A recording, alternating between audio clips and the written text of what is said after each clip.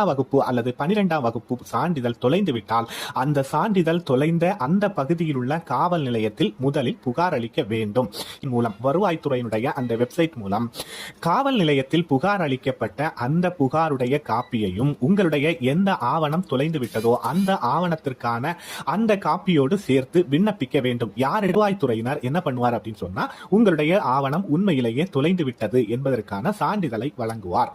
அதற்கு பின்னர் அந்த வருவாய்த்துறையிடம் கிடைக்கும் சான்றிதழையும் காவல்துறையிடம் இருந்த பெற்ற சான்றிதழையும் இணைத்து தங்களுடைய தலைமை ஆசிரியருடைய வழியாக மாவட்ட கல்வித்துறை அதிகாரிக்கு விண்ணப்பம் செய்ய வேண்டும்.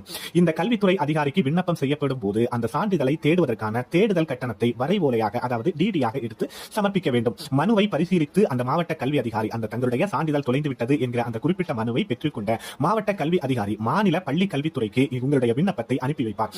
அந்த பள்ளி கல்வித்துறை மூலம் தொலைந்த சான்றிதழுடைய டூப்ளிகேட் காப்பி சம்பந்தப்பட்ட நபருக்கு பதிவு தபாலில் நேரடியாக